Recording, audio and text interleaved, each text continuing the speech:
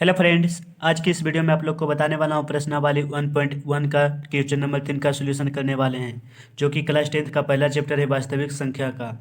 तो चलिए सीधे क्वेश्चन को सॉल्यूशन करते हैं। दो क्वेश्चन का सॉल्यूशन का वीडियो डिस्क्रिप्शन में मिल जाएगा। तो इसको सॉल्यूशन करने के लिए देखिए मेरा जो क्वेश्चन कर रहा है, किसी परेड में 616 सदस्यों वाली एक आर्मी सेना की टुकड़ी को 32 सदस्यों वाले एक आर्मी बैंड के पीछे मार्च करना है। दोनों समूहों को समान संख्या वाले स्तंभों में मार्च करना है। उन स्तंभों की अधिकतम संख्या है जिसमें वे मार्च कर सकते हैं। तो हमें देखिए यहाँ पे दिख रहा होगा स्तंभों की अधिकतम संख्या। जब अधिकतम संख्या दिया रहा है तो हम लोग को मोसो निकालनी है, यानी HCF निकालनी है।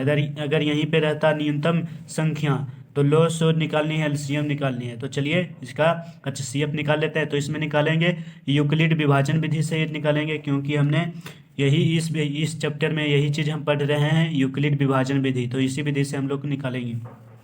तो देखिए हल करने के लिए सबसे पहले यहाँ पे लिखनी है यूक्लिड विभाजन एल्गोरिथम। यूक्लिड विभाजन एल्गोरिथम, विभाजन एल्गोरिथम, विभाजन एल्गोरिथम इस तरह से लिख लेनी है, एल्गोरिथम से इसी विधि से बनाएंगे तो लिख लेंगे। उसके बाद इसका जो नियम होता है, इसका जो सूत्र होता है, ये बराबर होता है BQ+R। तो हमने आप लोग को बताए थे कि जो बड़ा रहता है वो हमारा A हो जाता है। तो ये हमारा हो जाएगा 616 हो जाएगा ये, और इसमें जो छोटा है वो हमारा हो जाएगा B, यानी इसमें छोटा क्या है 32 है, तो 32 हो जाएगा हमारा B। तो ये हो गया। तो चलिए इसका सॉल्यूशन करते हैं। तो इसका सॉल्यूशन करने के लिए यहाँ पे A के स्थान पे 616 है, तो 616 हो जाएगा बराबर B हमारा क्या है, B हमारा है 32, तो हो जाएगा 32 गुने, और Q और R हमें यूक्लिड विभाजन एल्गोरिथम में निकालना होता है। तो चलिए इसको निकाल लेते हैं साइड में यहाँ पे। तो यहाँ पे साइड में निकाल लेना है। आप लोग को रफ पेज में बनाना है, हम सिर्फ आप लोग को बताने के लिए यहीं पे बना रहे हैं। तो चलिए यहाँ पे साइड में हल इसको कर लेते हैं। तो 32 से इसमें जब हम भाग देंगे तो हो जाएगा 32 भागा 616। कितना बार में, एक बार में लगेगा, क्योंकि दो बार में 64 हो जाएगा। तो एक बार में 32, ये कि हासिल लिया तो 11 हो गया, 11 में से 2 जाएगा तो 9 हो जाएगा। ये बच जाएगा 5, 5 में से 3 गया तो 2 हो गया।